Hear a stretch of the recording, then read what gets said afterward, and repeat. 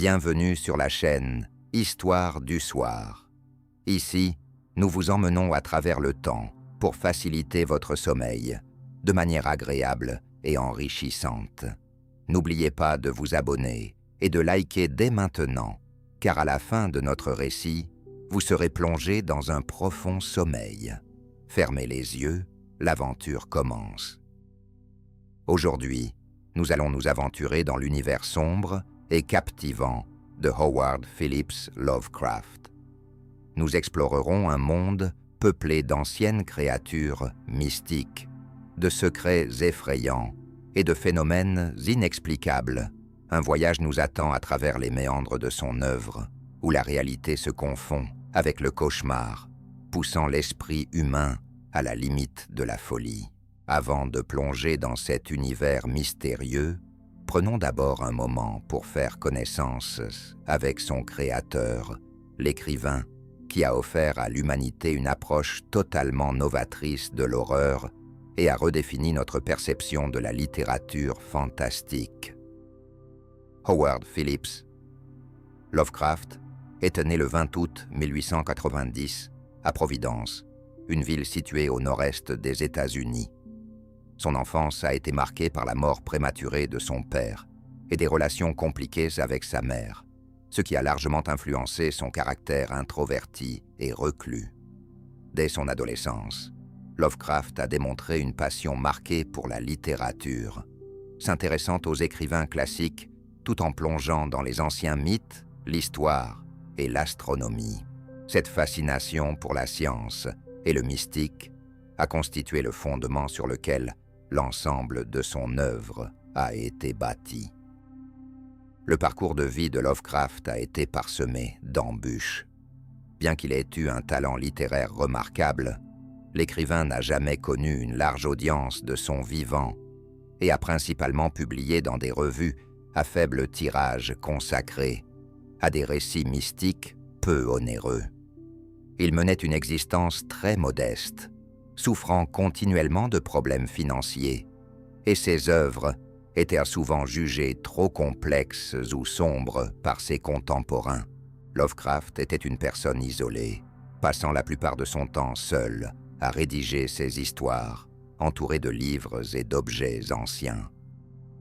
Il a beaucoup voyagé dans sa Nouvelle-Angleterre natale, s'intéressant au folklore local et à l'architecture, des éléments qui se sont brillamment reflétés dans l'atmosphère de ses récits. Cependant, c'est uniquement après sa mort, survenue le 15 mars 1937, à l'âge de 46 ans, que son œuvre a connu un véritable essor. Avec le temps, les écrits de Lovecraft ont progressivement su captiver l'attention des lecteurs et des critiques, grâce à leur profondeur et leur atmosphère singulière d'horreur qui le démarquait de ses pairs. À la moitié du XXe siècle, Howard Lovecraft a fermement pénétré l'histoire de la littérature, exerçant une influence considérable sur l'émergence d'un mouvement entier, connu sous le nom d'horreur cosmique ou horreur lovecraftienne. L'une des caractéristiques clés de ses œuvres est sa manière unique de traiter le surnaturel, contrairement aux récits d'horreur traditionnels, où les événements redoutables se déroulent à un niveau personnel et plus facilement compréhensible pour l'homme. Lovecraft a introduit un nouveau type de peur, la réalisation de l'absolue insignifiance et de l'impuissance humaine face à des forces cosmiques incompréhensibles et infinies. Ce type d'horreur ne s'ancre pas dans une peur ordinaire, mais repose sur un sentiment écrasant d'impuissance face à l'inconnu, ainsi que sur l'impossibilité de saisir ou d'expliquer des phénomènes qui dépassent les capacités de l'esprit humain. C'est précisément ce style et cette émotion qui se sont transformés en traits distinctifs des horreurs lovecraftiennes, où l'homme fait face à d'anciennes entités indescriptibles, dont la puissance est telle que la vie humaine elle-même semble dérisoire à leurs yeux. Cette sensation d'incompréhensibilité et d'imprévisibilité du monde est devenu un nouvel élément qui a radicalement transformé non seulement le genre de l'horreur, mais a également eu un impact profond sur la science-fiction dans son ensemble. Aujourd'hui, l'héritage de Lovecraft dépasse les frontières de la littérature. Ces images et concepts se sont largement diffusés dans d'autres domaines culturels, inspirant artistes, réalisateurs et même scientifiques. Néanmoins, au cœur de son œuvre demeure une atmosphère unique et inquiétante de mystère, d'archaïsme et d'inconnaissable. Notre immersion plus profonde dans l'univers de Lovecraft nous permettra d'explorer son cosmos dans ses moindres détails, dévoilant les éléments et les entités ayant façonné le phénomène unique de son œuvre. La base philosophique de la création de Lovecraft repose sur un concept appelé cosmisme. Cet enseignement illustre une vision du monde dans laquelle l'humanité n'occupe aucun rôle particulier et n'a pas de position privilégiée. Selon le cosmisme, l'univers existe pour lui-même, sans objectif, sans direction et sans considération pour les destins des hommes ni leurs souffrances. Lovecraft a élaboré les fondements de cette idée sous l'influence des découvertes scientifiques de son époque. La théorie de l'évolution de Charles Darwin a contredit la croyance en une origine divine de l'homme, tandis que les observations astronomiques ont révélé que la Terre n'était qu'une planète insignifiante, orbitant autour d'une étoile banale, à la périphérie de la galaxie. Les révolutions apportées par la physique d'Albert Einstein et les découvertes en mécanique quantique ont complètement transformé les conceptions précédentes du temps, de l'espace et de la matière. Ces percées scientifiques ont ébranlé la confiance dans l'exclusivité de l'homme et sa capacité à appréhender la structure du monde. Lovecraft a perçu ces changements non comme une tragédie, mais comme une vérité incontournable qu'il fallait reconnaître. Dans ses œuvres, l'esprit humain se heurte à une réalité où même les civilisations les plus puissantes se réduisent à de la poussière face à l'éternité. Selon Lovecraft, le cosmos est peuplé de forces ayant émergé bien avant l'apparition de la vie sur Terre et qui perdureront des millions d'années après sa disparition. Ces forces n'accordent aucune attention à l'homme et à ses actions, tout comme l'homme ne prête guère attention aux microbes infimes dans une goutte d'eau. L'un des principes fondamentaux du cosmisme est l'absence totale de distinction claire entre le bien et le mal. Dans les œuvres de Lovecraft, on ne retrouve pas de lutte classique entre les forces de la lumière et des ténèbres telles qu'elle est communément perçue par l'homme. Les êtres qui habitent son univers ne cherchent pas à accomplir des actes malveillants ou bienveillants. Leurs actions sont dénuées de morale, car les catégories morales ne s'appliquent pas à des entités qui dépassent la compréhension humaine. Ainsi, Azathoth, Yog-Sothoth, Cthulhu et d'autres n'aspirent pas à détruire l'humanité par haine ou malice, leurs objectifs étant si lointains que tout éveil de leur part, tout affrontement avec leur puissance se solde inévitablement par une catastrophe pour les humains. Ces entités peuvent être indifférentes ou destructrices, mais leurs actions découlent de leur nature et non d'un souhait de destruction. Leur existence en elle-même représente une menace, car le contact entre la conscience humaine et la véritable nature de l'univers mène soit à une folie totale, soit à une oblitération complète des illusions qui sous-tendent la culture humaine. Pour Lovecraft, ce qui était le plus terrifiant n'était pas le mal en tant qu'intention consciente, mais l'indifférence avec laquelle les forces cosmiques pouvaient anéantir l'humanité sans même en avoir connaissance. C'est ce sentiment qui imprègne ses œuvres, un sentiment d'horreur face à l'immensité de la réalité, à laquelle l'homme est totalement incapable de s'adapter. La vision du monde de Lovecraft s'est développée sous l'influence d'idées philosophiques et de découvertes scientifiques qui, au début du XXe siècle, ont profondément transformé la perception du monde, de l'homme et de sa place dans l'univers. Parmi les sources intellectuelles ayant le plus influencé le fondement philosophique de son œuvre, on peut mentionner les écrits de Friedrich Nietzsche, Herbert Spencer, ainsi qu'un certain nombre d'avancées scientifiques contemporaines. Friedrich Nietzsche a exercé une influence déterminante dans l'érosion des conceptions d'une morale stable et intelligible. Ses idées sur la mort de Dieu, le nihilisme et le surhomme ont marqué toute une génération d'intellectuels, et Lovecraft les a saisis de manière particulièrement intense. Il rejetait les illusions religieuses ainsi que l'idée d'un ordre divin, affirmant que l'univers existe sans but ni loi morale. Cependant, contrairement au pathos de Nietzsche sur le dépassement de l'homme, Lovecraft ne considérait pas cela comme une forme de libération. Pour lui, c'était une fatalité. Dans le cosmos de Lovecraft, l'homme n'aspire pas à s'élever, mais se heurte à une absence totale de sens. D'autre part, Herbert Spencer, philosophe et sociologue anglais, a influencé Lovecraft essentiellement par son interprétation de l'évolution et du progrès. Lovecraft était un ardent partisan du darwinisme et a intégré l'idée que l'homme est le fruit d'un développement inconscient et aléatoire. Il a également repris chez Spencer la notion d'évolution socio-culturelle, mais l'a vue de manière sceptique. Dans ses œuvres, les civilisations ne se développent pas. Elles naissent, se dégradent et finissent par disparaître.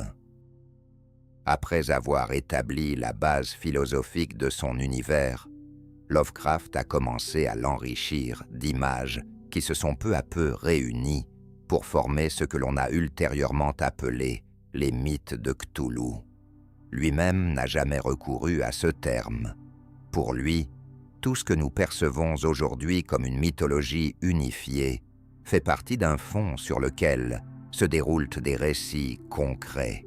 Ces histoires n'étaient pas conçues comme des chapitres d'un livre unique, mais plutôt comme des fenêtres distinctes sur un cosmos inanimé et effrayant, où l'humanité se contente d'être témoin ou victime fortuite. Lovecraft a élaboré sa mythologie non par une exposition linéaire, mais à travers un système de références croisées. Les titres de livres anciens, les noms de dieux, des lieux énigmatiques et des extraits d'histoires anciennes apparaissaient en fragments, parfois dans les marges de lettres, d'autres fois dans des rêves ou des confessions délirantes des héros. Ainsi se construisait une structure, non prédéfinie, mais omniprésente dans tout son univers. Les récits étaient reliés par une réalité commune, où opéraient des forces identiques, situées simplement au-delà de notre perception immédiate.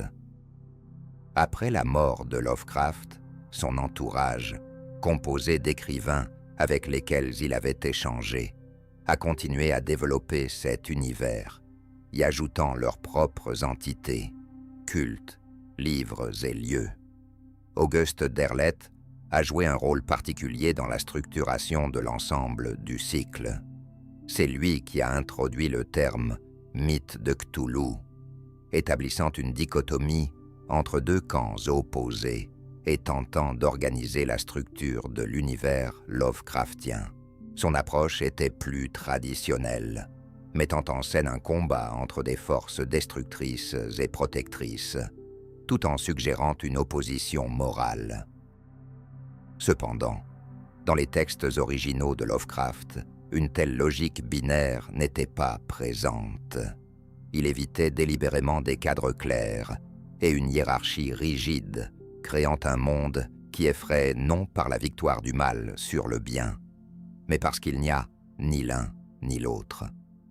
Néanmoins, au fil du processus de développement collectif de son univers, des catégories conventionnelles se sont établies, permettant aux lecteurs modernes de s'orienter dans les mythes. Le groupe le plus fréquemment mentionné est celui des soi-disant grands anciens. Ce sont des entités qui ont jadis existé sur Terre ou qui ont rejoint ce monde d'ailleurs, des êtres dont l'influence remonte à des temps immémoriaux. Certains dorment dans les profondeurs des océans ou sous la terre. D'autres se situent en dehors de notre dimension, tandis que d'autres encore ont été expulsés ou emprisonnés. Leur présence se manifeste à travers des rêves, des troubles psychiques, des cultes mystérieux et les vestiges de civilisations anciennes. Parmi eux se trouvent Cthulhu, les Dogons et la création de Shub-Niggurath.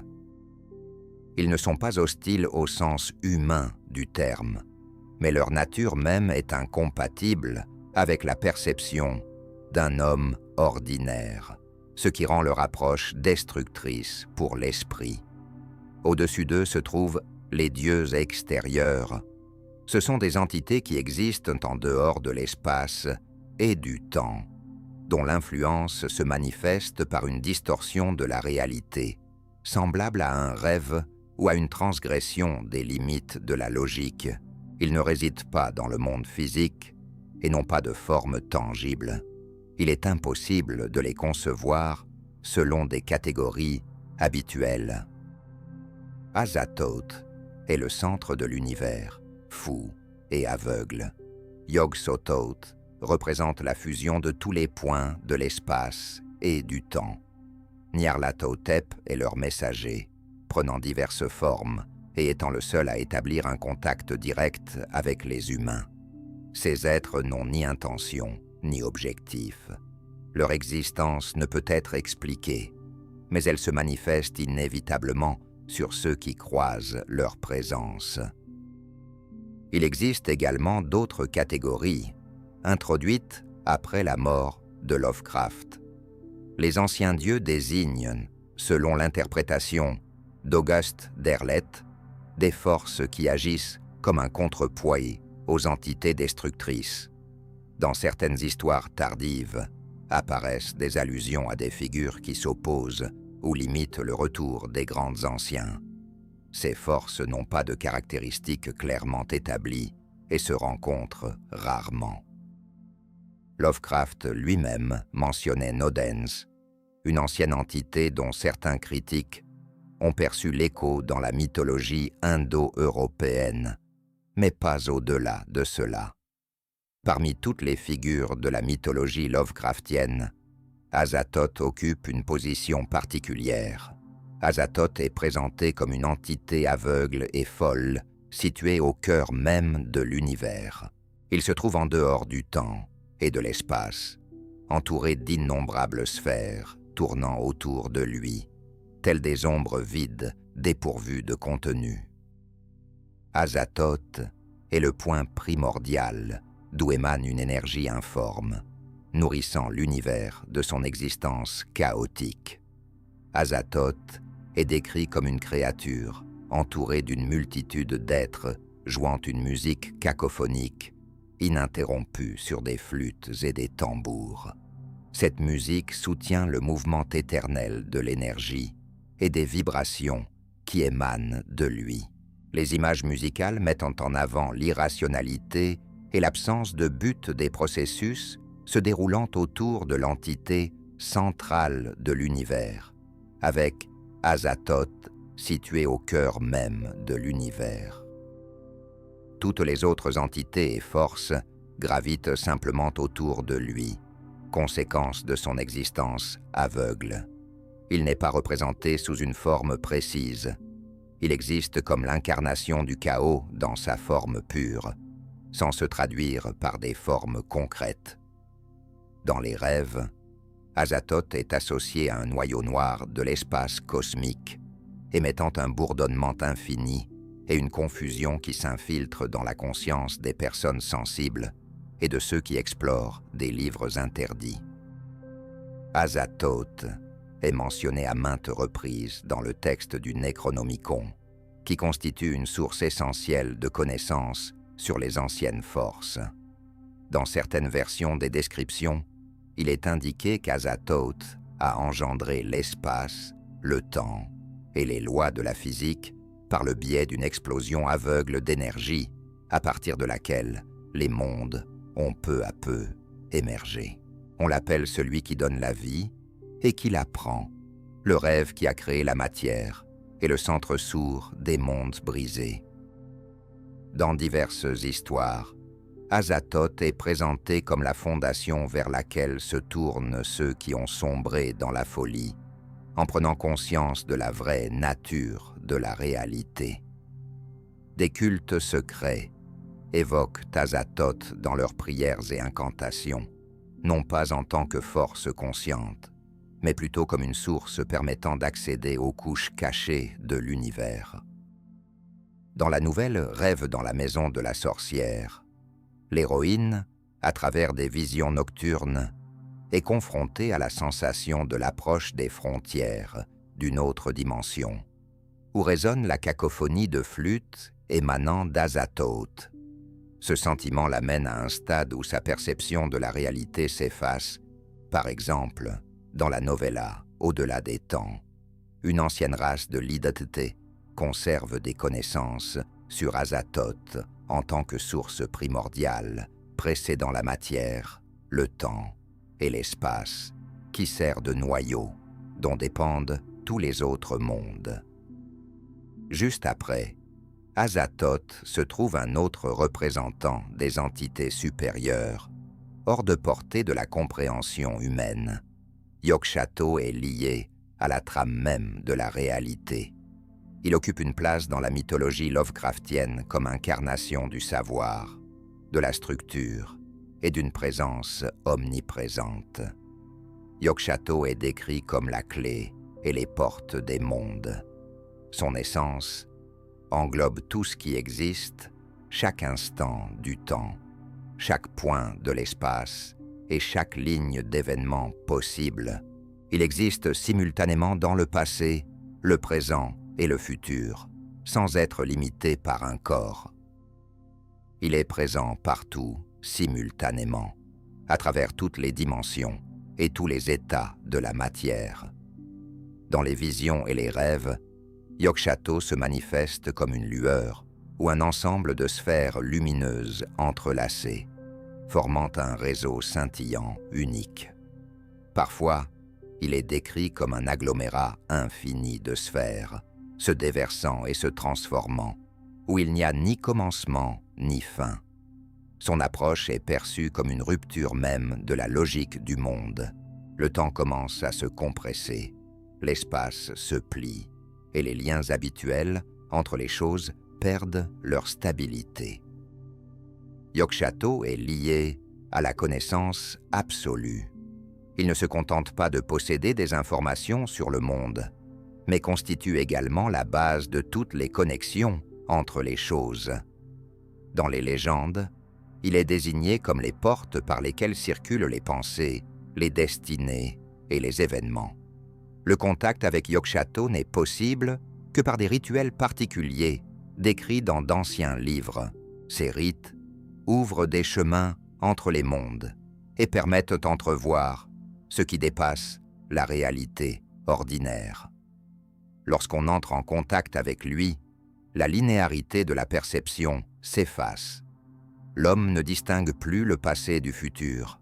Les instants perdent leur ordre et l'esprit se retrouve confronté à la structure de l'être qu'il est impossible d'appréhender. Yog-Sothoth occupe un rôle central dans plusieurs œuvres de Lovecraft. Dans la nouvelle L'ombre dans les ténèbres, il est associé à la race extraterrestre des Mi-Go. Ces êtres proviennent des profondeurs de l'univers, d'une lointaine planète, Yugoth, dissimulée aux confins du système solaire. Les Mi-Go étudient l'esprit, transfèrent la conscience entre les corps et les transportent à travers le cosmos. Ils font appel aux connaissances de Yog-Sothoth pour capturer les âmes humaines et les placer dans des capsules spécialement conçues pour des voyages interstellaires. À travers cette interaction, Yog-Sothoth est présenté comme le lien entre différents niveaux d'existence, permettant aux extraterrestres de franchir les frontières entre les mondes. Dans la novella de Danowicz, Yog-Sothoth devient le père de 2 créatures monstrueuses, nées de son union avec une femme humaine, Lavinia Whateley. L'une des progénitures, Wilbur Whateley, apparaît sous la forme d'un être à moitié humain, à moitié monstrueux.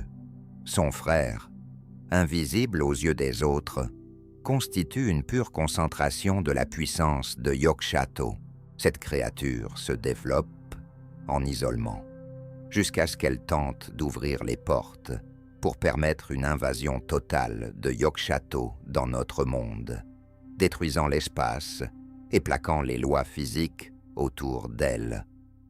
À travers ces êtres, Yog-Sothoth commence à infiltrer la réalité terrestre, provoquant des conséquences catastrophiques. Dans le roman L'affaire Charles Dexter Ward, Yog-Sothoth est évoqué dans le cadre de la nécromancie. L'ancien sorcier Joseph Curwen scelle un pacte avec des forces associées à Yog-Sothoth pour maîtriser les mystères de la mort et de la résurrection. Ces connaissances lui procurent un pouvoir sur les esprits et la capacité d'invoquer des êtres disparus d'autres époques, brisant ainsi les barrières entre la vie et la mort. De plus, Yog-Sothoth est étroitement lié au Necronomicon, où il est décrit comme une entité à travers laquelle circulent toutes les connaissances. Il est désigné comme les portes, l'esprit et l'essence de toutes les lois. Les rituels qui lui sont associés permettent d'ouvrir des portails, d'acquérir la capacité de voir à travers le temps et de pénétrer dans des niveaux cachés d'existence. L'apparition de Yog-Sothoth entraîne la destruction de l'image familière du monde. L'espace se courbe, le temps devient un flux sans début ni fin. Les événements perdent leur séquence, les souvenirs se mêlent aux pressentiments. L'observateur ne parvient plus à distinguer son corps de l'espace environnant. Là où Yog-Sothoth agit, les frontières entre l'observateur et l'Obervé s'effacent. Après les géants Azathoth et la lueur de Yog-Sothoth, une autre figure émerge parmi les mondes, Nyarlathotep, le messager des forces extérieures et l'annonciateur conscient des changements. Son rôle est de créer un lien entre l'humanité et les anciennes entités du cosmos, guidant les civilisations vers une décomposition intérieure par la diffusion des savoirs et la destruction des anciennes conceptions de la réalité. Nyarlathotep existe simultanément dans plusieurs mondes, ses pas laissant une empreinte dans la réalité terrestre, mais la majorité de sa puissance se concentre dans un espace particulier, un monde onirique. Cette dimension est façonnée à partir de la matière des rêves et des pensées, évoluant parallèlement au monde physique. Ici, les lois habituelles du temps et de l'espace perdent leur autorité. Les villes apparaissent et disparaissent sans laisser de traces. Les rivières s'écoulent vers le haut et le ciel est suspendu dans un vide noir. Dans ce monde, Nyarlathotep a édifié son propre palais, noir et infini, se tenant sur un plateau de pierre sans horizon. Le palais de Nyarlathotep est constitué d'une substance évoquant une nuit figée. Ses murs sont lisses et anguleux, tandis que les voûtes s'étendent vers l'infini. Les corridors s'étendent sans aucune direction, et les escaliers relignent des espaces qui n'obéissent pas aux lois de la géométrie. Au centre du palais se dresse la salle du trône, entourée de hautes colonnes. Entre celles-ci, une lumière diffuse s'écoule, transformant la perception des dimensions et des distances.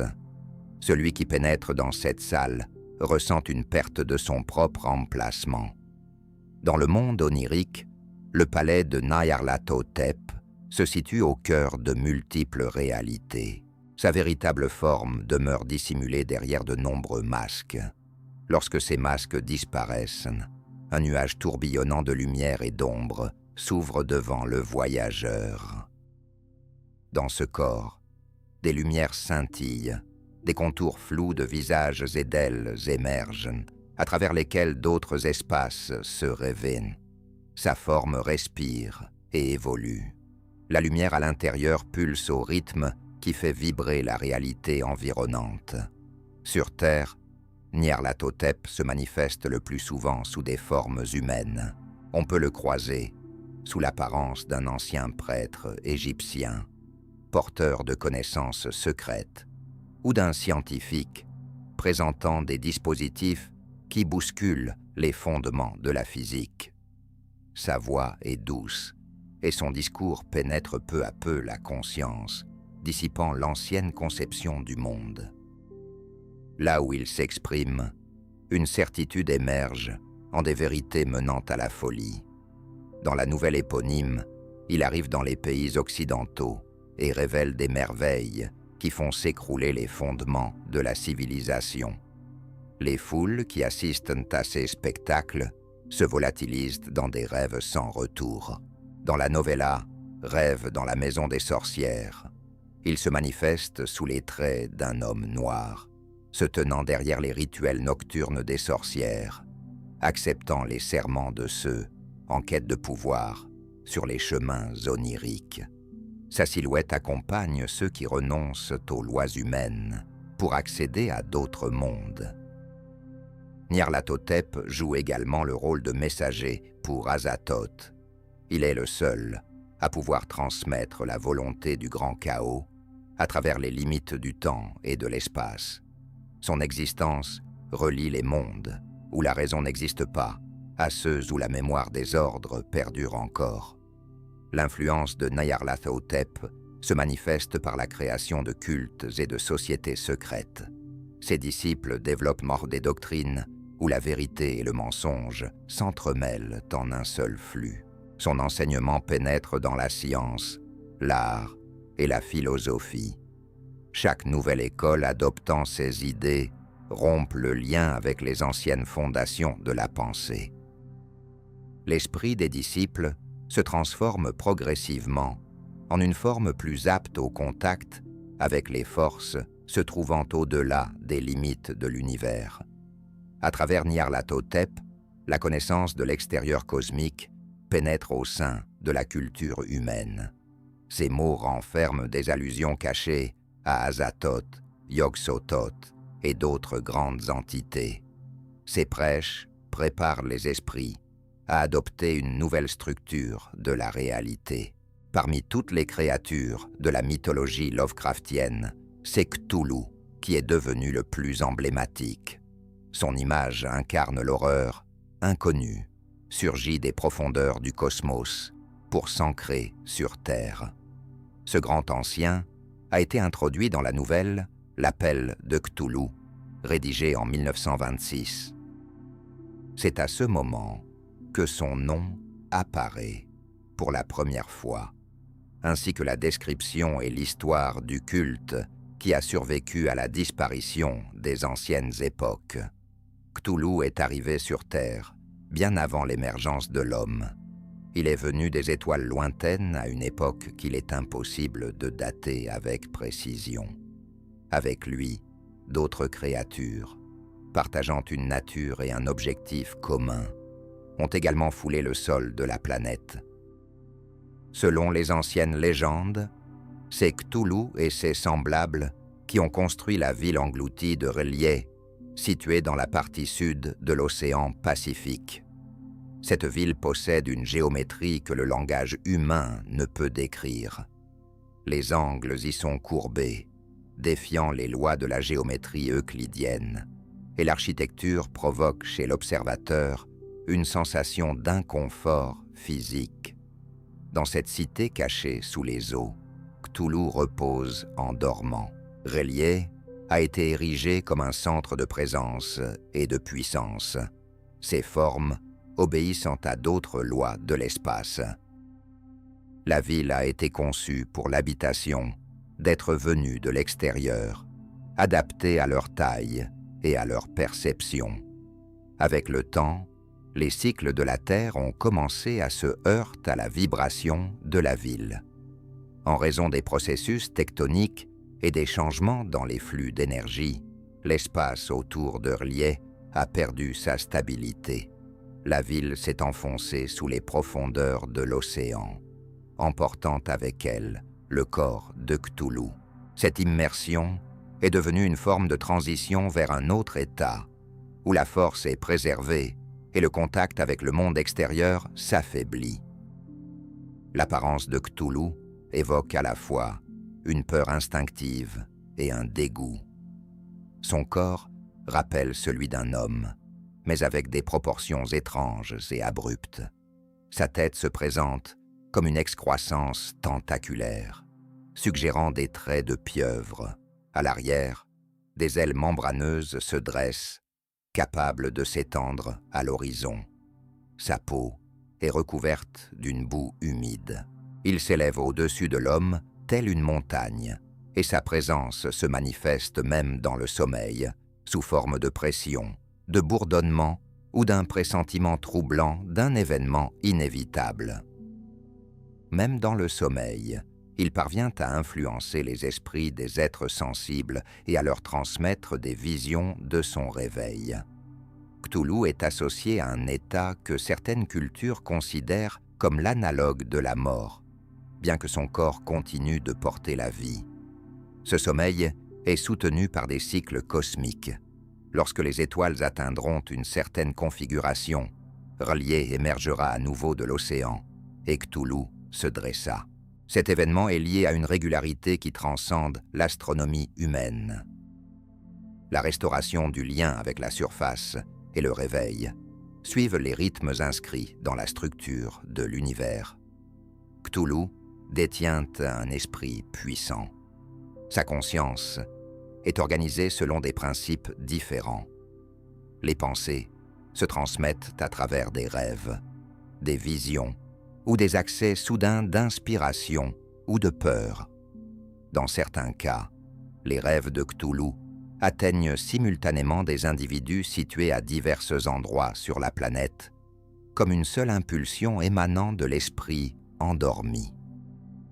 La pensée de Cthulhu repose sur la perception de couches d'existence qui échappent à l'homme. Son but est de rétablir l'influence de l'ancienne race sur la Terre. Ce retour n'a pas pour intention de détruire la civilisation humaine, mais il signale un retour à un ordre primordial, dans lequel la Terre sert de point d'ancrage pour les êtres venus d'autres mondes. Le réveil de Cthulhu entraîne le renouvellement du contrôle de cette géométrie inscrite dans l'architecture de R'lyeh. Le culte de Cthulhu existe depuis des temps immémoriaux. Ces traces peuvent être trouvées au sein de communautés secrètes aux quatre coins du monde. Dans le récit « L'appel de Cthulhu », le culte s'étend des marais de Louisiane aux jungles de l'Indochine et aux îles englouties du Pacifique. Ces adeptes vénèrent une présence qui transcende le temps. Ils pratiquent des rituels en utilisant des chants rythmiques et des symboles évoquant des spirales et des tentacules. La formule centrale du culte est un mot, Vetagen, qui résonne comme un appel au réveil. Bien qu'il n'ait pas de traduction, il renferme une énergie d'attente. L'influence de Cthulhu se traduit par une distorsion de la perception. Son approche engendre des rêves, de l'anxiété et une modification de la perception du temps. Ceux qui ont un jour contemplé Cthulhu perdent la capacité de percevoir la réalité environnante selon des formes habituelles. Il devient un symbole de la connaissance qui dépasse la compréhension ordinaire.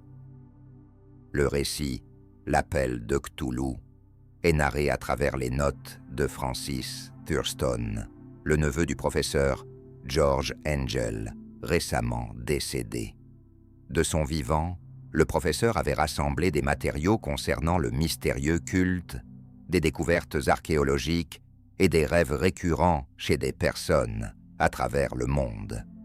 Après sa mort, Thurston découvre parmi les documents une boîte contenant des enregistrements, un bas-relief en argile et des témoignages qu'il commence à examiner. Dans la première partie, l'histoire du sculpteur, Henry Wilcox, résident à Providence, est relatée.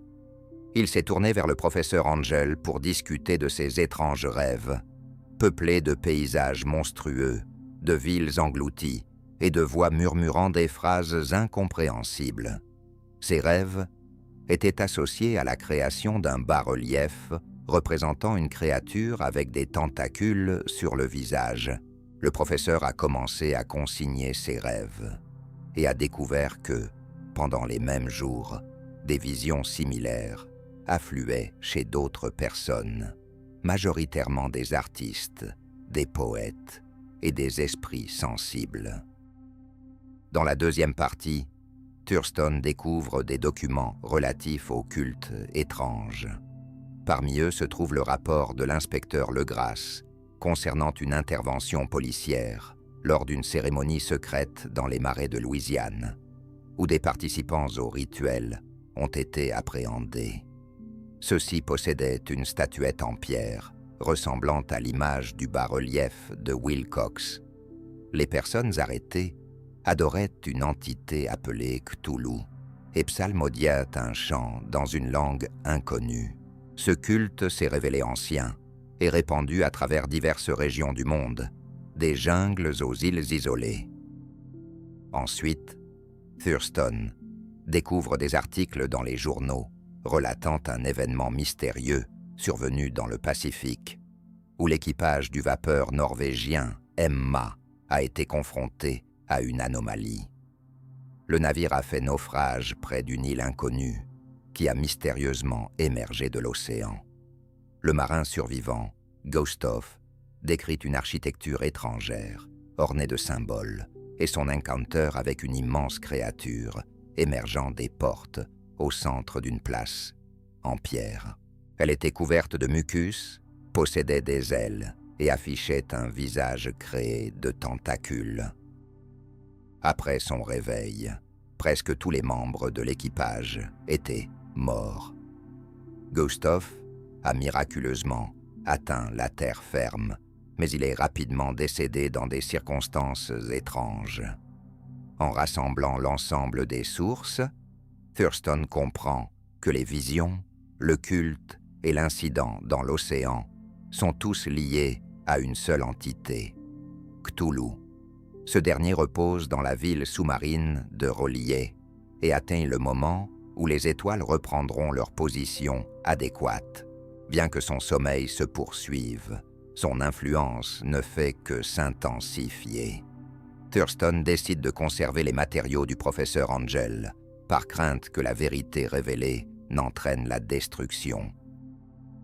Le prochain représentant des anciennes entités est Shub-Niggurath.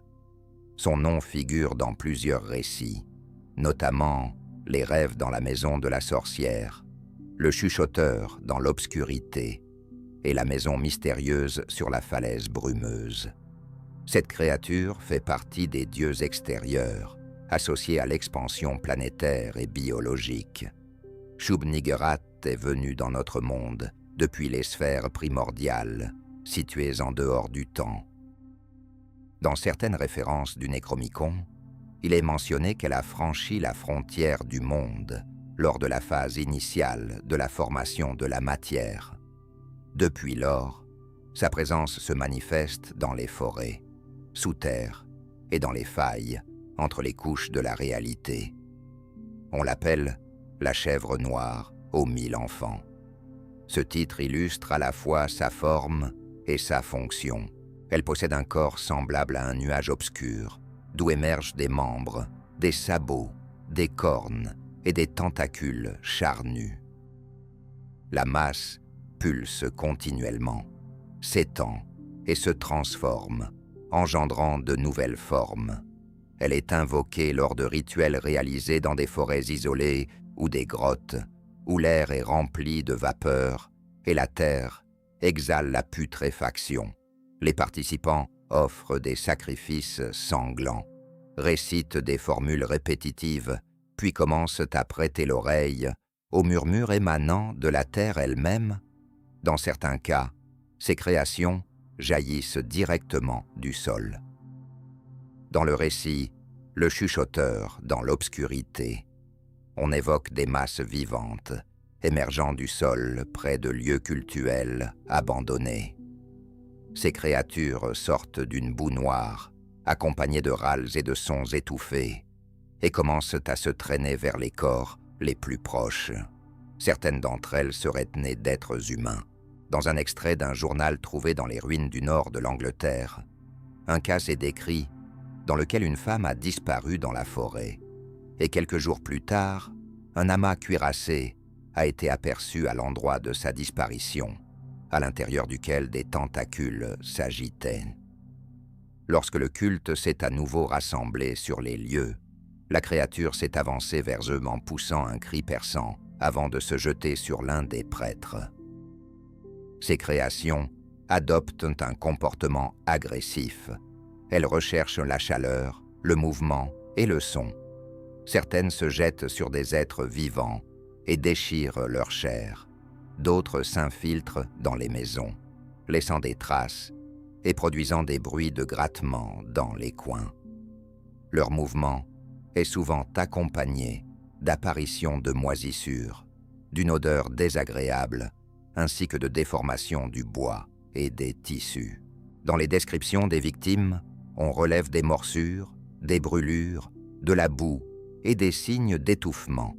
Parfois, les enfants de Shub-Nigurat restent immobiles pendant plusieurs jours avant de se désintégrer ou de replonger dans le sol. La naissance de telles créatures est documentée dans diverses régions.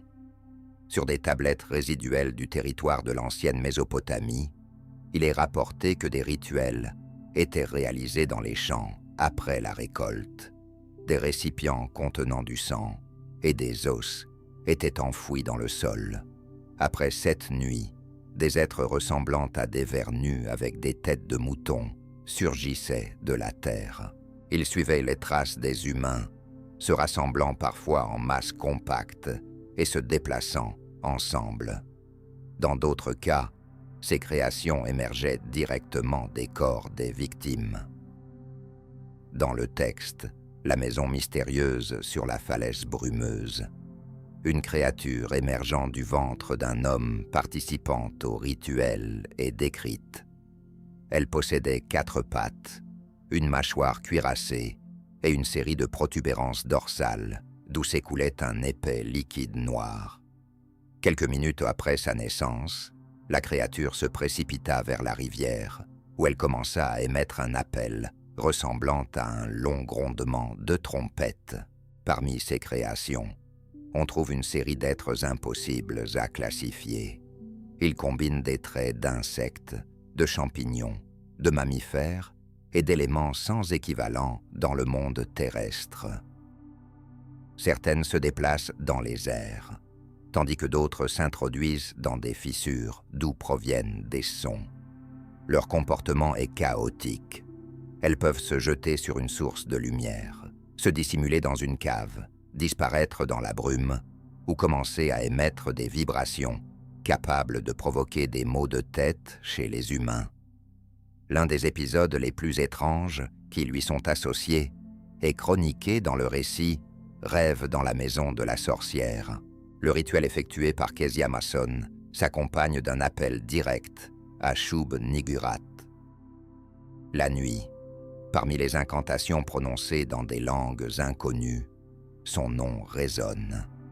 Après la disparition de la sorcière, des traces de mucus, des empreintes de sabots fendus et de la mousse noire poussant entre les fissures du sol sont découvertes dans la pièce.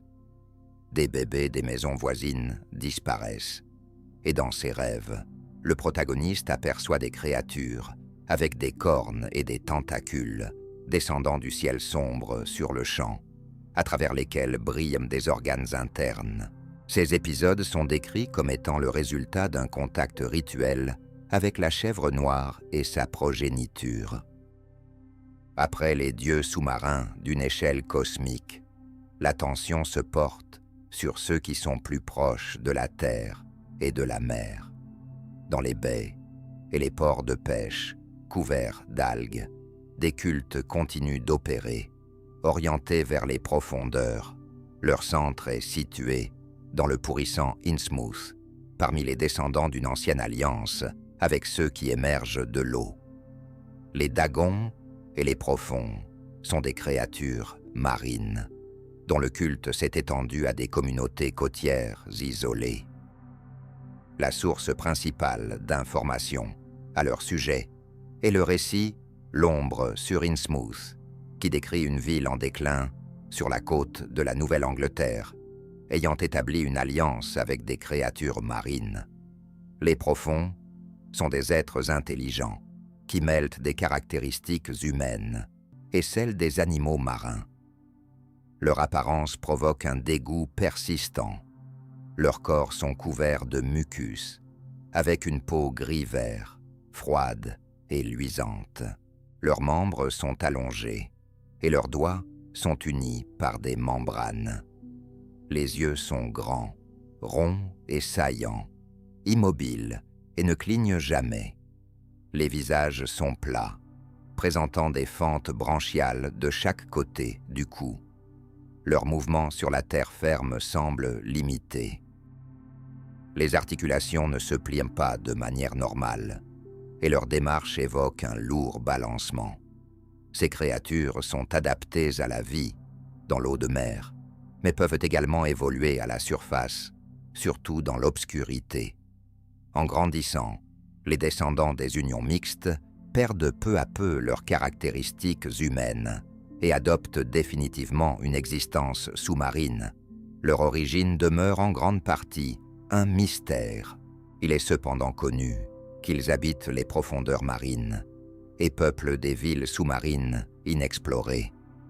L'une de ces villes est située près du récif à proximité d'Innsmouth. Sa structure reste inconnue, mais certaines descriptions suggèrent la présence de temples, de colonnades et de vastes places décorées de symboles qui n'évoquent pas des motifs humains. Les créatures elles-mêmes désignent cet endroit comme leur véritable foyer. C'est là que se rendent ceux qui achèvent leur transformation. Le récit mentionne qu'au cours de la première moitié du Xe siècle, le capitaine Obed Marsh, chef d'une dynastie commerciale, a rencontré des insulaires en naviguant dans les mers du Sud qui maintenaient un contact avec de telles créatures marines. De ces insulaires, il apprit les rituels, les termes de l'alliance et les bénéfices potentiels. De retour à Innsmouth, il fonda l'ordre de Dagon et restaura le culte, l'adaptant aux conditions locales. Les Profonds consentirent à coopérer. En échange d'or, de produits marins et de protection, ils exigeaient le culte, le respect des rituels et des liens de sang. C'est à partir de ce moment que la transformation progressive de la ville débuta. Les descendants de telles unions naissaient avec l'apparence de personnes ordinaires. Cependant, en vieillissant, des signes d'un héritage étranger commençaient à apparaître dans leur apparence. La peau s'éclaircissait et devenait humide. Les doigts s'allongeaient. Le regard se transformait et la voix prenait une tonalité rauque. À l'âge adulte, la transition se produisait.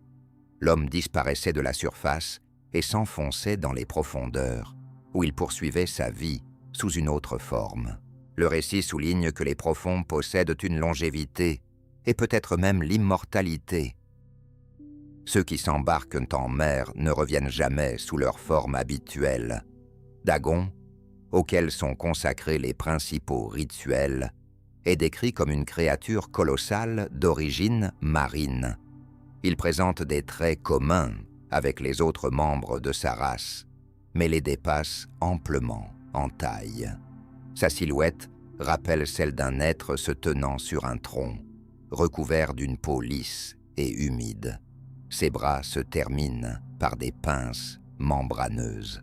La poitrine est massive, le cou est court et la tête s'amincit en un crâne bas et aplati. Des excroissances, semblables à des fragments de nageoires ou de côtes, émergent de son dos. Ses yeux scintillent dans l'obscurité et son apparition s'accompagne d'une vibration dans l'eau, d'un bruit sourd et d'un changement brusque de pression. En même temps que lui, la mère Hydra est vénérée, une créature de la même nature et de la même envergure. À l'arrivée du protagoniste, Innsmouth est en proie à un déclin. De nombreuses maisons sont barricadées, les rues sont à moitié désertes et les visages des habitants présentent des traits communs, des yeux proéminents, des bouches sans lèvres et une peau flasque. Ils se déplacent lentement, évitent les étrangers et évitent de s'engager dans des conversations. Au centre de la ville, l'ordre de Dagon opère, une organisation cultuelle qui conserve des artefacts rapportés de la mer et contrôle les rituels. Les espaces souterrains sont alimentés par de l'eau de mer. On y trouve des figurines de créatures, des livres dans des langues étranges et des objets métalliques ornés de motifs inconnus. Le protagoniste est un étudiant en voyage à travers les villes côtières. À Innsmouth, il se heurte à une atmosphère fermée et à la réaction étrange des habitants. À l'hôtel, il est perturbé dans son sommeil. Il est sous surveillance et son chemin est obstrué. Dans la nuit, il s'échappe et se cache sur le terrain des entrepôts. Là, à la frontière entre la terre et l'eau, il assiste à un rituel nocturne. Des silhouettes émergent de la mer, grandes et anormalement agiles. Elles s'approchent des habitants, mais leurs gestes ne sont pas agressifs. Tout se déroule dans le silence. Les hommes et les créatures avancent ensemble, se dissolvant dans la nuit et le brouillard. Plus tard, le héros découvre qu'il est lié à Innsmouth par sa mère. Son apparence commence à se transformer. Sa peau s'éclaircit. Dans le miroir, son regard devient plus profond et ses mouvements perdent leur légèreté humaine. Son discours ralentit et ses pensées se dirigent vers des images maritimes. Les dernières lignes du récit expriment une forme d'acceptation. Il ne perçoit plus ce qui se passe comme une horreur. L'eau l'attire. Il ressent qu'elle l'attend là-bas. Innsmouth s'avère être non seulement une ville, mais également une étape de transition, un lieu où l'humain prend fin et où commence la vie sous une autre forme et dans un autre monde. Au sein des profondeurs et des récifs côtiers se dissimulent les traces d'un passé récent. Mais dans les récits de Lovecraft, une couche plus ancienne émerge également. Celle-ci n'est pas liée aux mystères humains, mais renvoie aux vestiges de ceux qui ont bâti des villes avant même que les continents n'existent sous leur forme actuelle. Le chapitre suivant nous conduit au cœur de l'Antarctique, où, parmi les montagnes de glace, se trouvent les ruines de cette civilisation fondée par les anciens. Dans le récit « Les crêtes de la folie », une expédition de l'université Miskatonic s'aventure dans les profondeurs du plateau antarctique. Les scientifiques découvrent, sous la glace, une immense chaîne de montagnes, surpassant en hauteur l'Himalaya. Au milieu des glaciers se dévoilent les vestiges de gigantesques complexes architecturaux. Ces constructions, sculptées dans une pierre noire et dure, sont ornées de reliefs évoquant des profondeurs millénaires. Les murs sont parsemés d'images de créatures dont les corps s'apparentent à des étoiles à 5 branches. Ces êtres sont désignés sous le nom d'anciens. Cette race arrivés sur Terre à l'ère préhistorique, bien avant l'apparition de l'homme. À travers les bas-reliefs et les ornements, les chercheurs reconstituent le tableau de leur histoire. Les anciens ont atterri sur Terre, en provenance de l'espace, leur vaisseau atteignant la planète alors qu'elle était encore jeune, recouverte d'océans et de volcans. Ils ne se sont pas contentés de s'établir ici, mais ont créé une civilisation. Sous l'eau, les premières villes ont émergé, puis se sont étendues sur la terre ferme, érigeant des forteresses et des tours. L'architecture des anciens ne se prête pas à une compréhension conventionnelle. Leurs constructions consistent en blocs polygonaux sans aucune jointure, avec des transitions fluides, des courbes inhabituelles et des espaces intérieurs qui ne correspondent pas aux conceptions humaines de la géométrie. Les anciens se caractérisaient par une organisation avancée et une connaissance des sciences naturelles. Ils possédaient la capacité de concevoir biologiquement. Ils construisaient des laboratoires, conservaient des collections de formes vivantes, géraient leur environnement et ont laissé derrière eux des systèmes où l'organique et la technologie étaient indissociables. Sur les murs des salles, ils ont gravé des scènes représentant les étapes des époques géologiques, les changements climatiques et les batailles contre d'autres races. La civilisation des anciens a duré pendant des millions d'années. Ils ont survécu à des catastrophes géologiques, à des périodes glaciaires et à l'apparition d'autres extraterrestres avec lesquels ils ont mené des guerres. Parmi eux se trouvait une race d'êtres venus de la planète Igoth, ainsi que d'autres formes issues d'autres dimensions, et en fin de compte, l'homme. Lorsque le climat a changé et que les anciens ont perdu la possibilité d'exister à la surface, ils se sont repliés dans des villes souterraines, dissimulées sous l'épaisseur de la glace antarctique. C'est là, sous les ruines de gigantesques dômes et de passages, que les scientifiques de Miskatonic découvrent des traces de leur dernier séjour.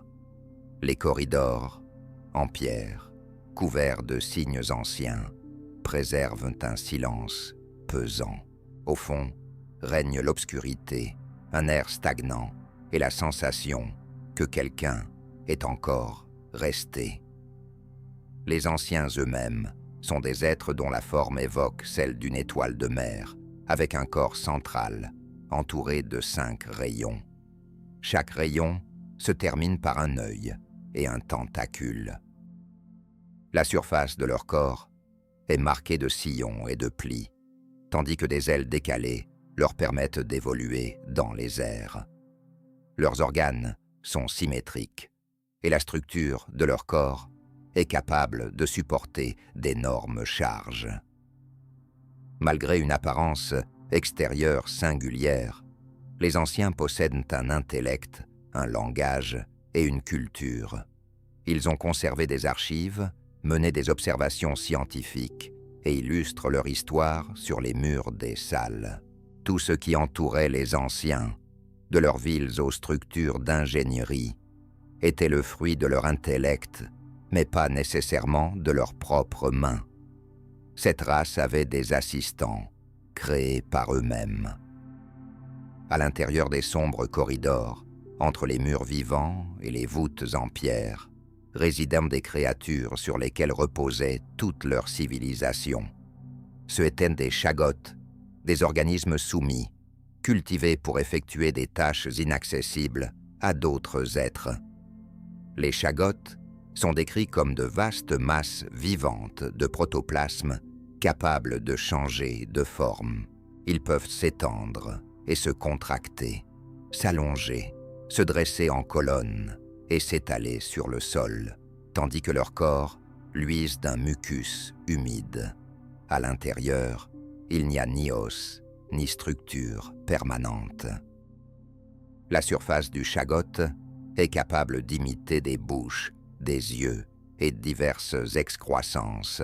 Parfois, des images émergent, provoquant chez les observateurs une terreur primitive, des traits de visage reproduisant des formes de vie disparues, des scènes intégrées par leur créateur ou des échos de souvenirs étrangers conservés dans la biomasse.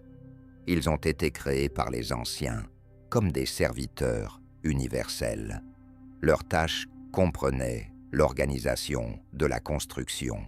Ils déplacèrent des charges, maintenaient l'infrastructure et interagissaient avec les mécanismes. Leur structure musculaire leur permettait d'exécuter des tâches de toute envergure. Le contrôle ne s'exerçait pas par la parole, mais par un signal mental. Les anciens leur imprégnaient des schémas comportementaux. À l'intérieur du Shaggoth se combinaient force physique, flexibilité biologique et soumission. Le système s'est avéré stable, mais pas éternel. Avec le temps, les Shaggoths ont commencé à montrer des signes d'autonomie. Ils ont perdu leur dépendance envers leur maître et ont commencé à se reproduire par eux-mêmes. Dans l'une des salles explorées par l'expédition, les chercheurs ont découvert des images où d'énormes masses de mucus vivants entouraient les pièces, débordaient dans les passages et repoussaient leurs créateurs. Certains reliefs illustrent des scènes de bataille. L'un des dômes est représenté comme partiellement détruit. Sur la pierre, des traces ondulées apparaissent, comme si une masse informe avait laissé une empreinte sous pression. Dans ces fragments, les Shaggoths ne semblent plus être de simples outils, mais une force qui s'est affranchie de la soumission. Cette révolte a provoqué un retrait massif des anciens. Ils ont abandonné de nombreuses villes et se sont enfoncés plus profondément, mais ils n'ont pas pu anéantir complètement les Shaggoths. Ces derniers ont survécu et ont persisté dans les mêmes espaces qui avaient jadis servi de centres à la civilisation. Leur existence perdure dans l'obscurité des corridors, où les fissures se remplissent de condensation et où la lumière ne pénètre pas depuis la surface. Les membres de l'expédition ont vécu une de ces rencontres. Après avoir découvert des passages profonds, les chercheurs se sont enfoncés en dessous du complexe principal. Les corridors se rétrécissaient et les traces devenaient humides. Les dalles de pierre paraissaient flambant neuves. Dans la salle où des signes de déplacement récents avaient été repérés, l'air était calme, mais dégageait une odeur de moisissure. Au moment où l'un des scientifiques se retourna, il remarqua qu'une ombre s'était levée au fond de l'espace. Elle se déplaçait rapidement, presque sans bruit, et n'avait pas de contour. Les chercheurs aperçurent une masse noire brillante, dans laquelle des motifs commençaient à se former. Dans cette masse flottaient des structures évoquant des yeux, puis des bouches, et enfin quelque chose rappelant des traits humains. Le groupe se dispersa, mais l'un des membres trouva la mort. Un autre parvint à atteindre le niveau supérieur. Dans ses rapports, il mentionne avoir entendu une voix provenant de l'intérieur de la masse. Elle articulait un mot court et indistinct. Cela sonnait comme « Tekilili ». Les Shaggoths continuent de répéter les commandes qui leur ont été inculquées dans l'Antiquité. Ils n'ont pas de langage propre. Leur conscience est l'écho d'une soumission révolue. Le texte précise que les sons qui émanent d'eux ne constituent pas une forme de communication. C'est le reflet d'une commande transmise à travers les générations. Même en ayant perdu le contact avec leur maître, les Shaggoths persistent à accomplir leur rôle, préserver la structure, maintenir le mouvement et occuper des lieux où régnait autrefois l'ordre. Après les Shaggoths, créés par les anciens, l'attention se tourne vers une autre civilisation, des êtres qui ont influencé le cours de l'histoire. La grande race a maîtrisé le mouvement à travers les siècles et a réussi à établir un ordre en dehors de la séquence des événements. La source d'information à leur sujet est un récit au-delà des âges.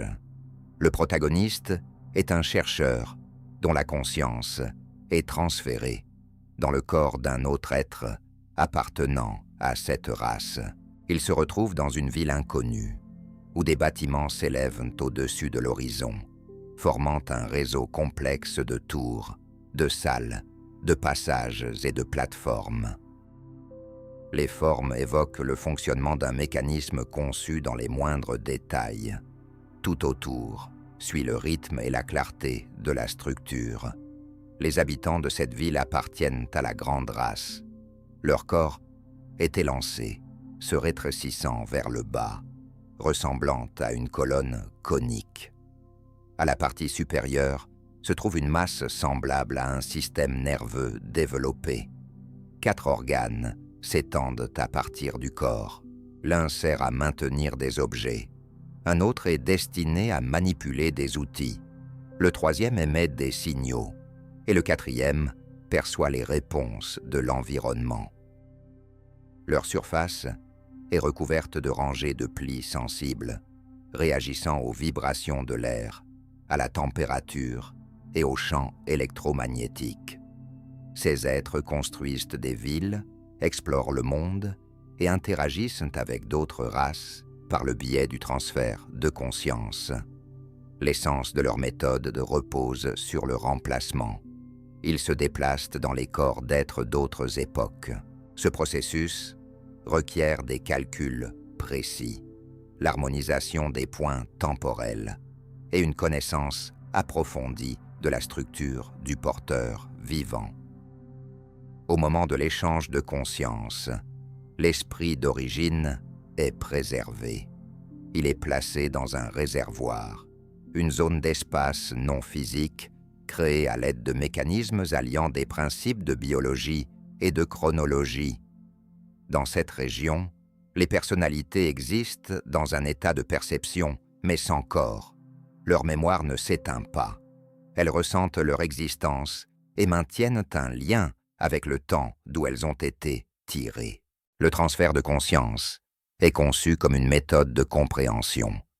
Les Iti envoient leurs pensées vers d'autres époques pour recueillir des renseignements sur la biologie, la culture, la langue, la pensée et l'histoire des races. Pour cela, ils choisissent ceux dont les esprits ont une structure développée. Dans leur bibliothèque sont préservées des images, des modèles de discours et des schémas de perception. Chaque transfert devient une partie intégrante de l'archive. Le héros du récit vit un certain temps dans le corps d'un Iti. Il se déplace dans les salles, étudie les dispositifs, prend des notes et communique avec les êtres contenus dans le réservoir. Il découvre qu'une de ces capsules renferme son ancien corps. Son esprit réside dans le corps d'un autre être. Toutefois, sa mémoire de soi demeure stable. Dans les salles se trouvent des capsules, chacune abritant une personnalité. Elles rassemblent des représentants de nombreuses époques, aussi bien terrestres qu'extraterrestres. Leur pensée est analysée, classifiée et, une fois le cycle achevé, retournée à son propriétaire. Ce retour s'accompagne d'un changement de perception. Le héros retrouve son corps au XXe siècle, mais des images persistent en lui. Il dessine des structures et une architecture qu'il n'a jamais connue dans son existence antérieure. Ces notes deviennent détaillées et riches en éléments, accessibles uniquement par le biais d'une source externe. Il ressent une attirance pour des lieux jusqu'alors inconnus, et sa mémoire se scinde en 2 couches. L'une appartient à son existence passée, tandis que l'autre est liée au transfert. Plus tard, il découvre des vestiges de la ville des Iti au cœur du désert australien. Là, parmi le sable et les blocs détruits, les fondations des bâtiments demeurent intactes. Elles sont construites suivant le modèle de ces formes qu'il se rappelle, des ouvertures dans les murs, des ornements et un angle d'inclinaison. Tout correspond à ses souvenirs. Il en conclut que la grande race n'a pas disparu. Elle habitait cette couche temporelle pour se diriger vers le futur. L'existence se poursuit, mais déjà dans d'autres corps, sous une forme de matière différente et à un rythme temporel distinct. Dans leur monde, le passé est intriqué avec le futur. Ils perçoivent l'histoire comme une surface sur laquelle il est possible de se déplacer. Cependant, la présence de tels êtres perturbe la perception, et l'homme n'est pas en mesure de maintenir complètement la structure du temps où sa conscience a séjourné. Parmi les autres races ayant investi l'histoire terrestre, la civilisation des Siougo, provenant d'une planète lointaine à la frontière du système solaire, joue un rôle significatif. Ces êtres sont connus sous le nom de Mi-Go. Leur intérêt pour la Terre est lié à l'exploration de ses profondeurs, de ses entrailles, de sa biologie et de son intelligence. Ils apparaissent dans des régions reculées et difficiles d'accès. Leur présence s'accompagne de rumeurs, de disparitions et de récits de lumière mystérieuse qui flottent au-dessus des forêts. Dans le récit « Chuchotement dans l'obscurité », les événements se déroulent dans les montagnes du Vermont.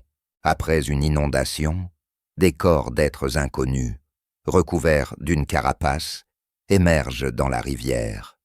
Ils terrifient les habitants locaux, mais disparaissent rapidement. Un des scientifiques, Henry Ackley, commence à capter des sons étranges et à observer des traces près de chez lui. Il engage une correspondance avec Albert Wilmart, spécialiste du folklore. Dans ses lettres, il décrit les visites des êtres, les empreintes laissées par des chiens disparus et des appareils émettant une lumière mystérieuse. Peu à peu, il devient évident que tout cela est lié aux êtres venus de Siougotta. Les Mi-Go incarnent une forme de vie où s'entremêlent des tissus organiques et des substances ressemblant à des minéraux. Leurs corps sont recouverts d'une carapace chitineuse d'une teinte rosée. Par leur forme, ils évoquent de grands rococoïdes avec de nombreuses articulations et des segments proéminents. Ils possèdent des ailes dépourvues de plumes ou de membranes, et leur mouvement est accompagné d'un léger bourdonnement qui résonne dans l'air. Leur structure interne ne contient pas d'os. Ils n'ont pas besoin de respirer et ne ressentent pas le froid. Leurs organes sensoriels sont situés à l'avant du corps, où se trouvent des tentacules capables de manipulations très délicates. Avec leur aide, ils extraient, connectent et manipulent des dispositifs, notamment lors de travaux portant sur le cerveau humain. Ils portent également divers appareils qui allient des propriétés biologiques et une technologie cristalline. Ces dispositifs leur permettent d'analyser le sol, l'air et le comportement des organismes. Bien qu'ils n'utilisent pas la parole, ils sont capables de transmettre des messages grâce à des convertisseurs techniques reliés aux organes auditifs humains. Ils s'intéressent tout particulièrement à la structure du cerveau humain. Grâce à une technologie inconnue des humains, ils peuvent extraire l'esprit et le placer dans un cylindre. Ce conteneur est doté de systèmes permettant au cerveau d'entendre, de parler et même de voyager. Ils utilisent ces capsules pour envoyer des consciences à travers l'espace, notamment pour un voyage vers Siougotta. À l'intérieur du cylindre, l'individualité est préservée et la personnalité continue d'exister, soutenue par des flux d'énergie. Selon la description de Lovecraft, Siougotta est une planète lointaine, aux confins du système solaire. Dans l'astronomie moderne, elle est connue sous le nom de Pluton. Siougotta est un monde de ténèbres éternelles, parsemé de montagnes et de mines, sans atmosphère ni chaleur. Il est froid et austère, mais pour les Mi-Go, c'est un environnement naturel. Dans les salles souterraines de Siougotta, se trouvent des dépôts de connaissances, des archives et des stations d'où l'on observe d'autres mondes. Le voyage de la Terre vers Syugota ne nécessite pas de vaisseau.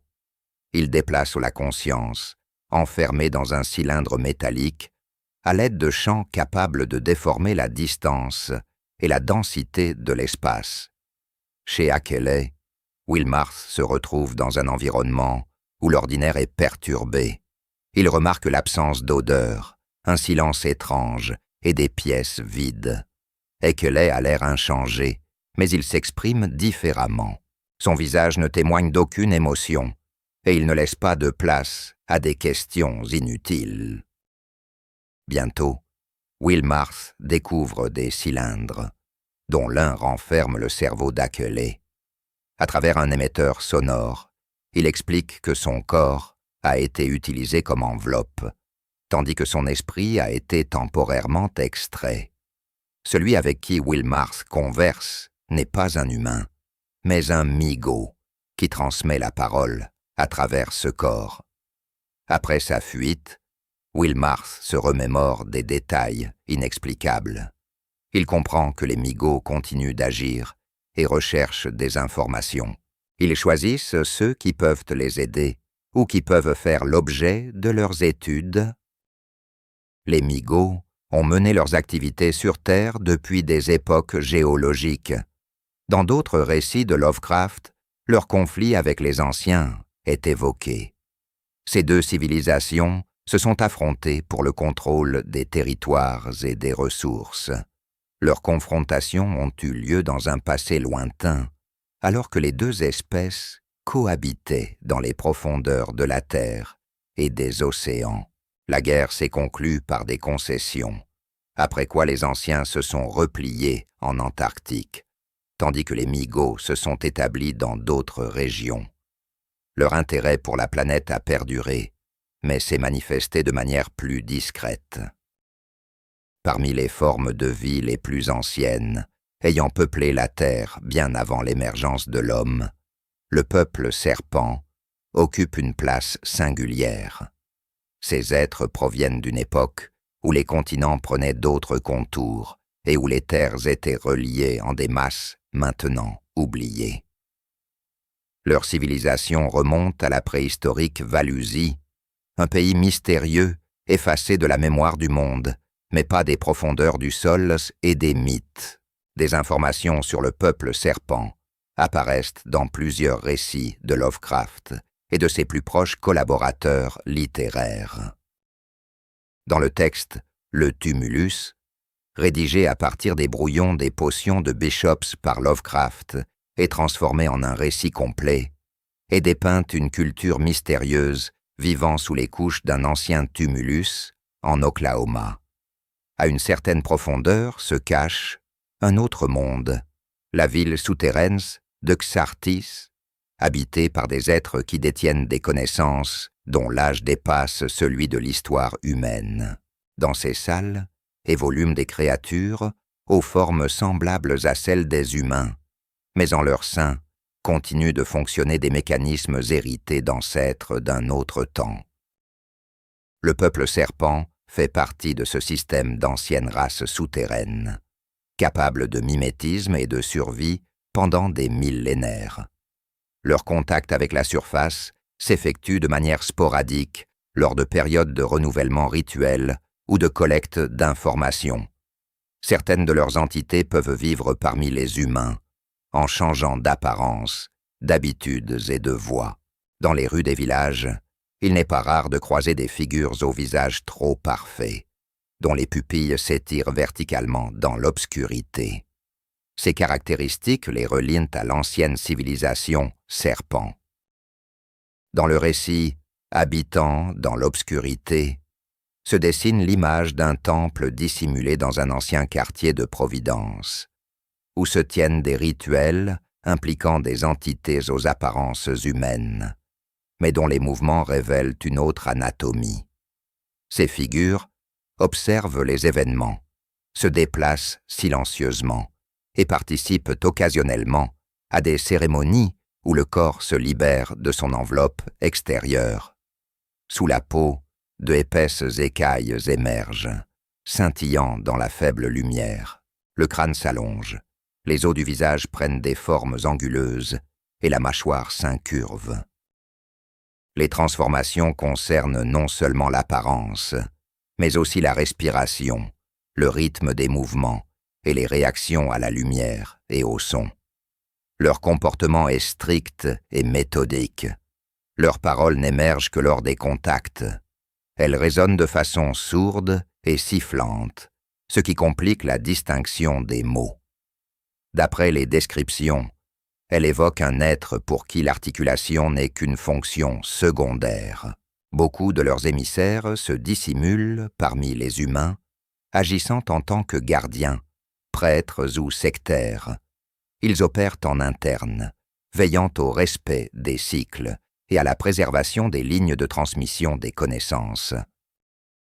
Parmi les mentions, on trouve des cas où des textes ont été découverts dans des villages, gravés sur des plaques en os, représentant une spirale avec un œil au centre, à côté desquels se trouvaient des peaux de serpents séchés, trop symétriques pour être naturels. Par leur apparence, le peuple serpent évoque des reptiles humanoïdes. Leurs corps sont allongés, leurs mouvements sont fluides et leur peau est lisse, écailleuse et irisée. Les doigts, longs et dotés d'articulations capables de se plier dans plusieurs directions, complètent leur étrange morphologie. L'un des traits distinctifs, même sous une apparence humaine, est le regard. Ils possèdent des yeux verticaux avec des pupilles enfantes, tandis que l'iris brille d'or ou d'ambre. Le peuple serpent vénérait des êtres dont l'âge dépasse celui de la terre. L'un de ces êtres était Ikei, le père des serpents. Des rituels en son honneur sont célébrés dans des lieux isolés. Lors des cérémonies, les serpents qui se rassemblent forment des motifs imitant le mouvement des planètes, suivant un schéma qui se déroule tous les 1000 jours. La mémoire de ces êtres se retrouve dans le folklore des peuples autochtones d'Amérique du Nord, notamment à travers les légendes sur les esprits émergeant des profondeurs de la Terre, parlant une langue inconnue. Lovecraft intègre ces motifs dans la structure de son univers, établissant un lien entre la conscience préhistorique et l'ombre éternelle qui suit l'humanité. Après la disparition d'Alusia, le peuple serpent a aménagé des galeries souterraines et des salles où il a préservé ses chroniques. Les cités de ces êtres se cachent sous les sables, dans les profondeurs des chaînes montagneuses et dans des couches immobiles depuis l'époque du Carbonifère.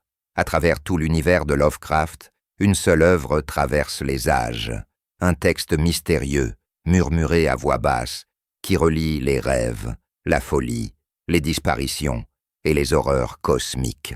Le Necronomicon devient le noyau central de toute la mythologie, une source de savoir qui imprime sa marque non seulement sur les événements, mais aussi sur le destin de ceux qui osent en tourner les pages.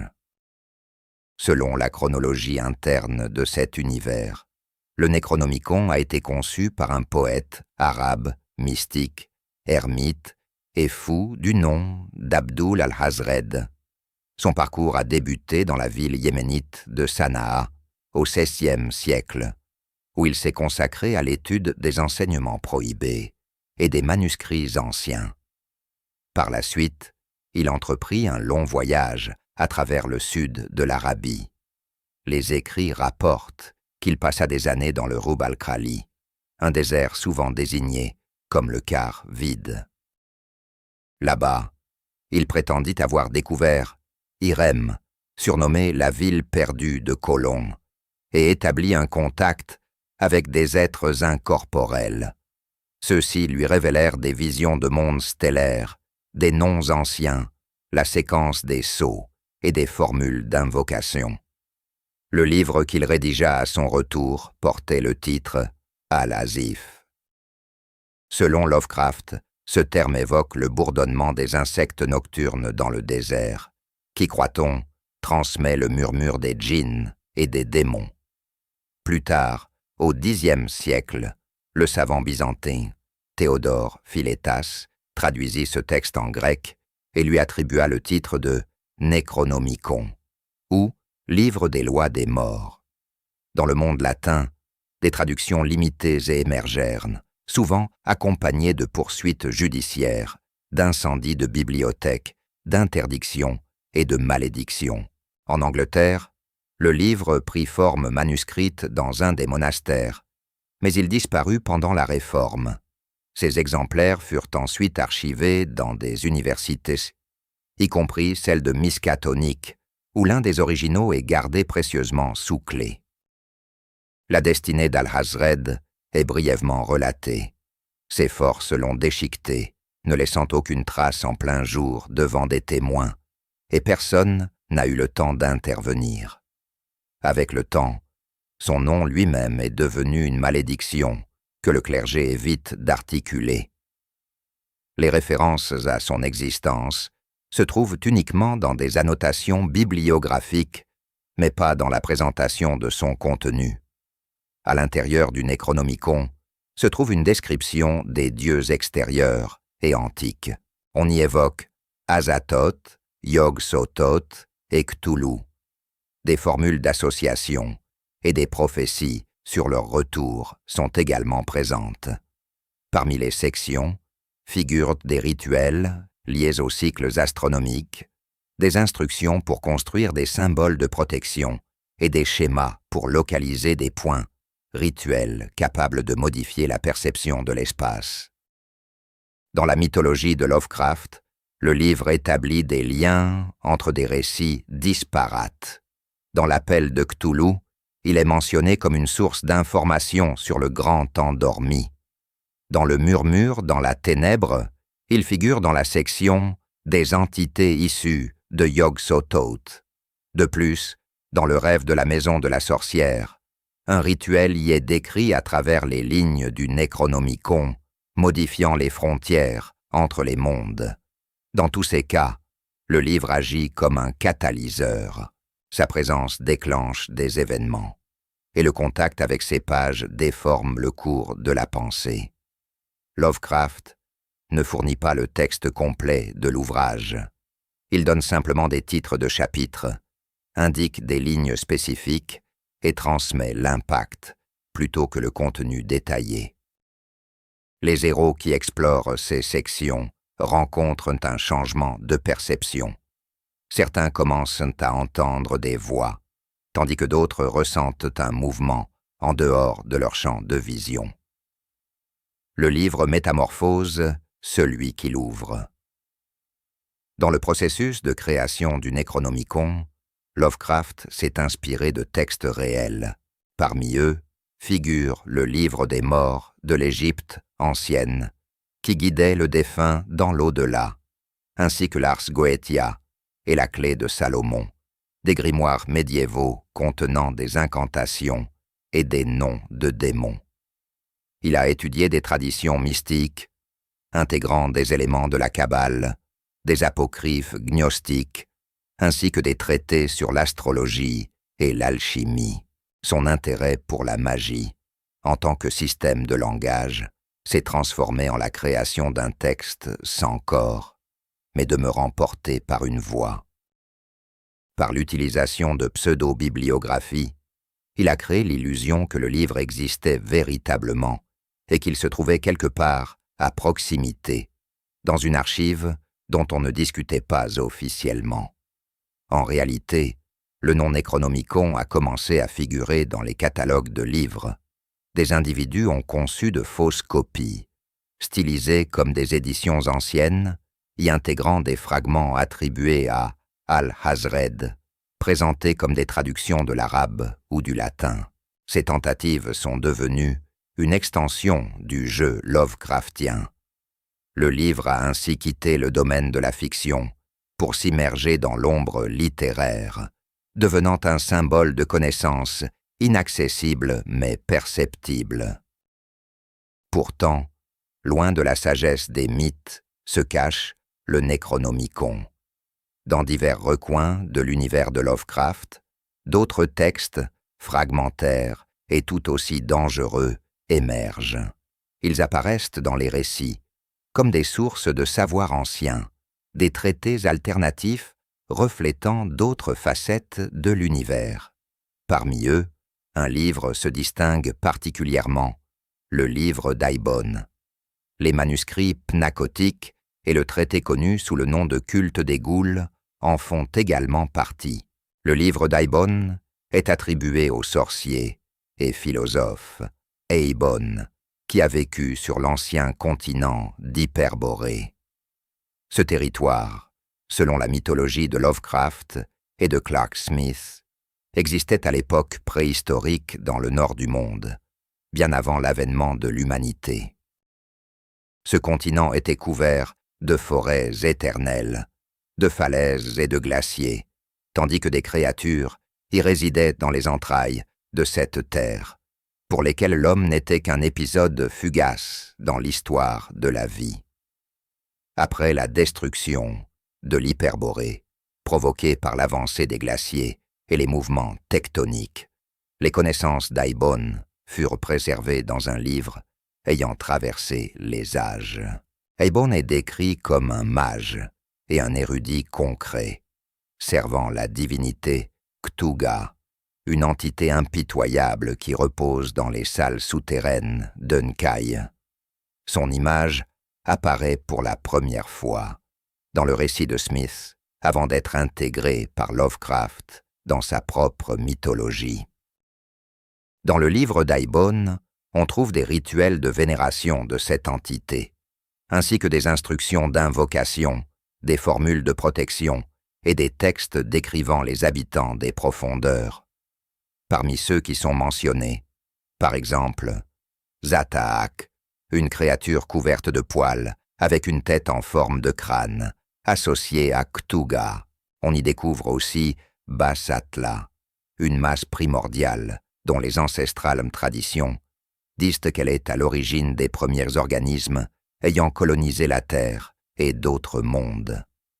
Ces noms apparaissent dans le livre d'Aibon comme faisant partie d'une cosmogonie où l'esprit et la matière n'étaient pas encore distincts. Dans le récit « Leçon dans la maison de la sorcière », le livre se trouve dans la bibliothèque de l'université miskatonique. Walter Gilman l'étudie, cherchant à comprendre la nature des rêves et la géométrie des transitions entre les mondes. Le texte contient une section décrivant les rituels effectués durant le rêve, ainsi que les rythmes des cycles stellaires, au cours desquels il est possible de maintenir son identité en dehors du corps. Le livre sert de guide entre la réalité et les dimensions où résident des entités capables d'interagir avec l'homme uniquement à travers un langage rituel. Les manuscrits pnacotiques sont évoqués dans les récits L'étoile polaire, Au-delà des temps, Les crêtes de la folie et À la recherche de l'inconnu Kadat. Ce sont parmi les textes les plus anciens de la mythologie de Lovecraft. Leur origine remonte à la première grande race ayant peuplé la Terre il y a des millions d'années. Ces manuscrits ont été créés par les anciens durant des époques antédiluviennes et contiennent des chroniques d'extraterrestres, une carte des distorsions temporelles et spatiales, ainsi que des enregistrements sur d'autres dimensions. Ils représentent une source précieuse d'informations sur les civilisations préplanétaires, y compris celles qui résidaient à Yugoth. Dans Les crêtes de la folie, les membres de l'expédition antarctique déchiffrent les bas-reliefs et l'architecture des anciens, en se référant aux informations disponibles dans les fragments des manuscrits pnacotiques. Les textes eux-mêmes ne sont pas conservés sous forme de papier ordinaire, mais sur des plaques métalliques et des stèles monolithiques, ornées de sculptures destinées à être perçues par des êtres non humains.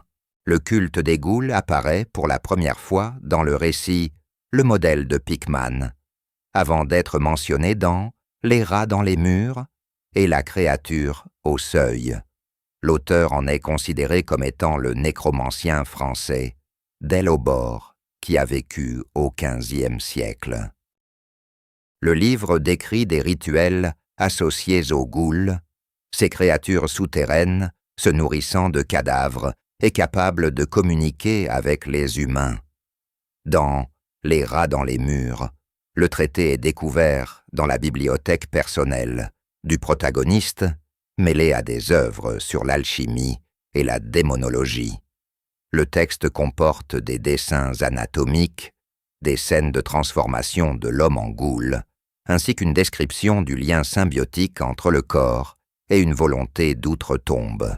C'est le texte le plus riche en matière de modification physique et ontologique de l'organisme. Ces livres enrichissent la mythologie sans répéter le Necronomicon, mais en élargissant ses perspectives. Les personnages dans divers récits y accèdent soit par accident, soit à la suite d'une recherche délibérée. Et dans chaque cas, les conséquences s'avèrent irréversibles. Les textes influencent la perception, suscitent des rêves, ouvrent des portails temporels ou transforment le lecteur en lui-même. Ils fonctionnent comme des artefacts, provoquant une réaction sans en révéler le mécanisme. En ce qui concerne la structure, les 3 livres ont des prototypes historiques récels. Le livre d'Aibon fait référence aux apocryphes gnostiques et aux recueils magiques, comme le Picatrix ou le corpus d'Hermès Trismégiste. Les manuscrits pnacotiques reflètent la tradition des chroniques mythologiques, englobant des tablettes assyriennes jusqu'aux textes égyptiens liés au monde souterrain.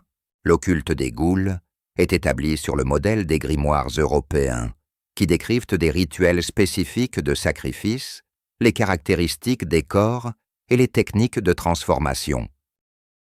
Lovecraft a délibérément concocté de tels livres comme des éléments de pseudo-bibliographie, aptes à influencer non seulement l'univers fictif, mais également l'imagination du lecteur. Les concepts établis par Lovecraft ont façonné une nouvelle approche de la peur. Il a relégué l'horreur à un domaine situé hors des maisons et des malédictions familiales. Sa peur ne découle pas de la vengeance ou de la punition. Elle émerge du contact avec ce qui transcende les limites de la perception humaine. Dans ses œuvres, le monde n'est ni hostile ni impitoyable. Il existe par lui-même. La confrontation avec cette configuration du monde suscite un sentiment de rupture, derrière lequel s'effacent les formes familières. Cette approche s'est généralisée à de nombreux domaines. Dans la littérature, le cinéma, les jeux et la peinture, on perçoit une structure où c'est l'atmosphère elle-même qui prévaut sur l'intrigue. La source de l'angoisse devient ce qui ne peut être décrit de manière claire et précise. La raison pour laquelle son univers rencontre un tel succès réside dans la création d'un nouvel angle de vue. L'homme n'est pas placé au centre de l'image, mais plutôt en périphérie. Son esprit ne maîtrise pas les événements.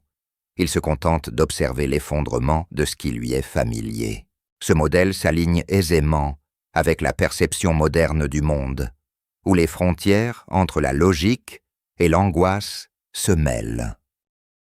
La découverte de la science, l'immensité de l'univers, les cycles du temps et la disparition de l'ordre habituel rendent la créativité de Lovecraft particulièrement résonante avec notre époque. Lovecraft laissait le texte ouvert, telle une déchirure dans le tissu de la réalité.